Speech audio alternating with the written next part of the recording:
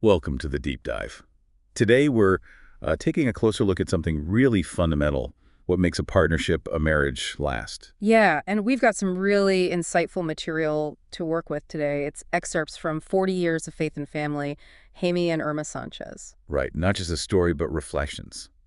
Our, let's say, mission here is to unpack their journey, the choices, the bumps in the road, and what kept their love strong over 4 decades. Exactly. Trying to find those key ingredients, What can we learn from their 40 years together? Okay, so the big event was their 40th anniversary. That was May 17th, 2025. And what really struck me first was the focus. It wasn't on like a huge flashy party. No, the source says heartfelt gratitude. That was the theme. Yeah, heartfelt gratitude and this idea tomorrow is never promised and today is a gift to treasure. That perspective after 40 years, what does that signal to you? Well, it suggests they haven't started taking things for granted, right? There's a real presence, a conscious valuing of the now, of what they've built. That's pretty powerful after so long. It really is. Okay, so like any deep story, there are these turning points. And one huge one early on was Jaime in the seminary. Oh, yeah, that's significant. He wasn't just thinking about it. He was actively preparing, right? Aiming for canon law studies in Rome. That's a serious path. A very serious path. And then he meets Irma at a retreat. And, well, everything changes. He decides to leave the seminary. That's a massive decision. Think about the commitment he'd already made, the years invested. Absolutely. And, stepping away from a dream like that, potentially letting people down, it must have been incredibly difficult. It definitely takes a certain kind of courage or maybe conviction to pivot so completely based on meeting someone. It makes you wonder about that connection, doesn't it? What was so powerful about meeting Irma that it just redirected his whole life? The source hints it was pretty immediate. Maybe it felt like, well, a different kind of calling, a connection that just resonated on a really deep level, perhaps spiritually as well as emotionally. A different path, but just as valid for him. Seems like it. And so from that big choice, they start their life together, Houston, and things were pretty basic at the start. Very basic. The source mentions sleeping on a mattress, scraping together meals. Jamie's in law school. They're just starting out. Those early struggles, sometimes they forge the strongest bonds, don't they? When you have to rely on each other, believe in something that isn't, tangible yet. Totally. And it says a lot about Irma, too, marrying him then. Right. The source highlights their foundation wasn't money, it was faith, love, and determination. That was their capital. What does that tell you about her, marrying into that situation? Deep belief. Belief in him, belief in them. She saw the potential, the person, not just the current lack of resources, real trust there, building from the ground up, basically. And then James' career choice. It seems to fit that pattern, doesn't it? Legal aid, yeah.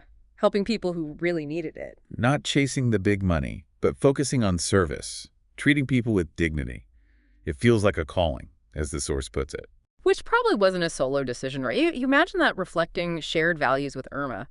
Her support would have been crucial for him to pursue that kind of path. It suggests they were really aligned on what mattered. Absolutely. And that alignment, well, it blossomed into their family. Yes, their children, Cassandra and Asermi Jr., and it's interesting, their careers.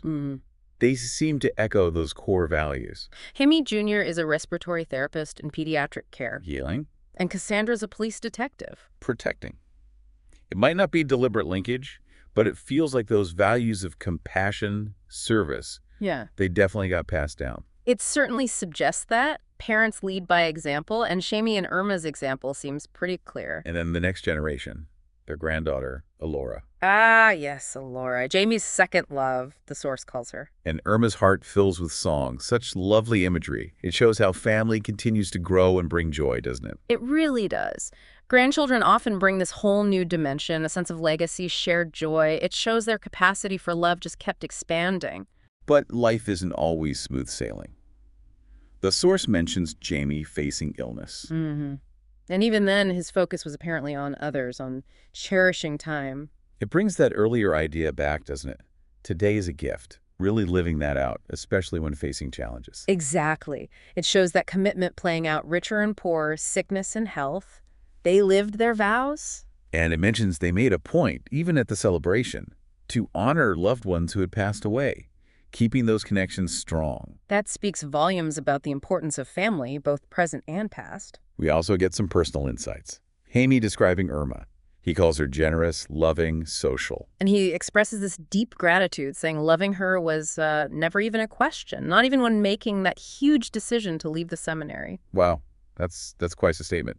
An unwavering certainty. It suggests a fundamental rightness about their connection, a deep appreciation for who she is. That kind of certainty is a powerful anchor. And Irma reflects, too, right, on her family roots. Yeah, the Escontrius family from Socorro, known for generosity, community involvement. So you see where her values might stem from. That sense of community, strong family ties. It clearly resonated with Jaime's own inclinations. It gives you that context, definitely. And it all sort of comes together at the anniversary party itself. It sounds like it was more than just marking time. The source calls it a celebration of life, a reunion of hearts, and a testament to enduring love. You get a real sense of warmth. Yeah, the dancing, the laughter, cutting the cake. There's a mention of a family saying from someone named Tony during the cake cutting. Little traditions. And the song choice, Remember When, by Alan Jackson. Oh, that's perfect, isn't it? A soundtrack to their shared memories, weaving it all together. It really is. So when you boil it all down, Jaime and Irma's story, it isn't really a fairy tale. No, not in the sense of everything being easy. It feels more real than that. It's about, well, the dailiness of it. The choice, repeated over and over for 40 years, to love each other, to stay committed. Precisely. Lasting love as an action, a verb, not just a feeling. It's about shared values, getting through tough times together, and actively choosing that person, day in and day out. So, thinking about all this, maybe for you listening, it's worth reflecting on the pivotal moments in your own life, your own relationships. Those crossroads where choices are made. How do those decisions shape the future? And what are those core values, those non-negotiables that act as your foundation, your compass through it all? Something to definitely think about.